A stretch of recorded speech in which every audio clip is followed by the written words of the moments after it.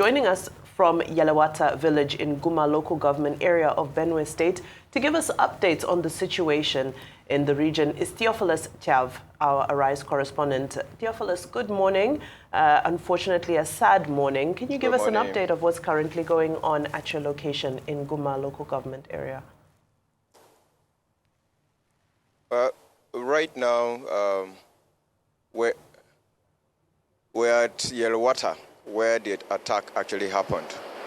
Yalawata town, it's in mourning since Saturday morning. It's been a sad one. Families have been wiped out. Their bodies are still not recovered yet because some of the houses that were burnt, people were burnt in their own houses. And these people that were burnt were the only surviving members of their families. Yalawata is a safe haven for my local government. When you get off on your way to Nasarawa State, if you know the highway, this is the last town or the last village in Benue State before you cross into Nasarawa State, which just about 10 kilometers away from here. The attack actually started, according to eyewitnesses, started around 10 p.m. They wanted to attack the main market where some of the farmers were taking shelter. It was a Friday evening, a rainy evening. So most of the families took shelter in their own homes. When the attackers came and couldn't penetrate through the main town, they now came through the outskirts of the town, attacking that were inside their homes. Some of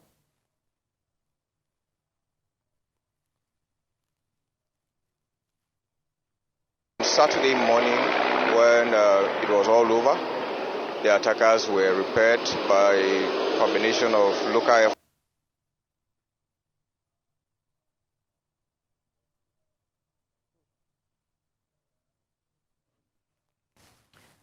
Okay, we're in conversation with Theophilus Tyav, our Arise correspondent, who is at Yalawata, Guma local government area, giving us an account of what transpired there. Theophilus, I understand we have you back. If you can just continue from the point where you were telling us that some families had taken shelter in their homes because it was raining when the attack happened. Yes, as I had said earlier, these families were in their homes, and when the attack started, because of the rains, some of them didn't get the notice, or they didn't get the wind of what was happening initially, because some of these buildings actually, they don't have ceilings where the sound was proved out. So the mixture of gunshots over their roof actually brought in a confusion. And the villagers, in combination with the local forces here, the police and the military that were here, repaired the main attack on the town. But the outskirts of the town now fell victim when the attackers used another route coming into the town, which saw in their own. Now that I'm speaking to you, there are some bodies that have not been recovered. Well, Theophilus, what is the police commissioner saying? I know yesterday he was appealing for calm, and yet the same commissioner of police that was appealing for calm ordered his men to, tear gas the protesters. What do we know about police-community relations in this particular context as the people grieve?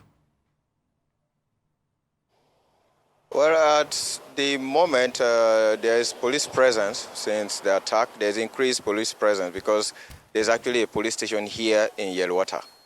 But I can't speak to the staff attack.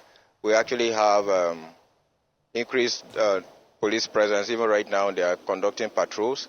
And yesterday, at the protest, we had a team that came from the IGP. They said they're intelligence response team from the IGP and have been directed or given marching orders to actually come to Yalawata and clear the bushes in Yalawata. According to them yesterday and the Commissioner of Police, that they were being headed back due to the protest.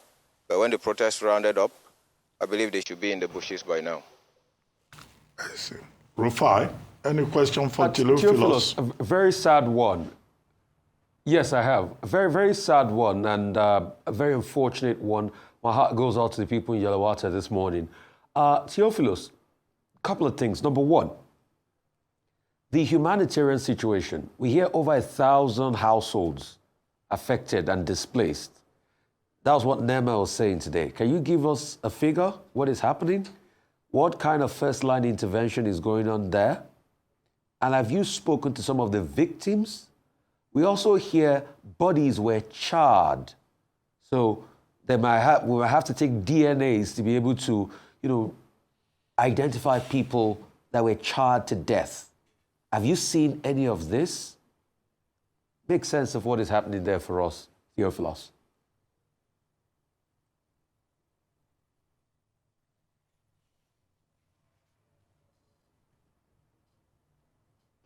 Okay, unfortunately, it looks as though that connection with Theophilus Yes. has been... Okay, Theophilus, please, go ahead if you've heard Rufai's question.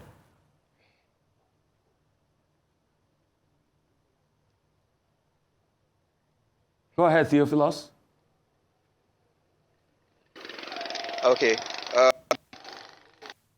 Humanitarian crisis, as for the humanitarian crisis that has befallen Yalawata, the Benue State government, through the Office of the Governor, State Emergency Management Agency, opened an for victims and survivors of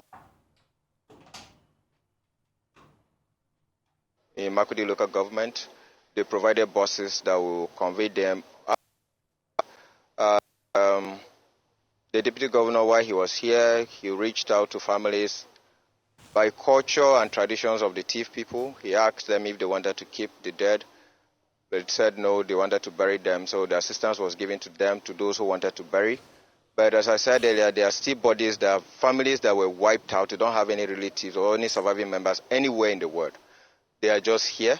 So at the moment, nobody has come to claim those bodies, but the police are here right now. So hopefully they will be doing that. For the humanitarian response, again, much is needed. This community is in need of their help because they need the survivors living in this community. They need psychosocial.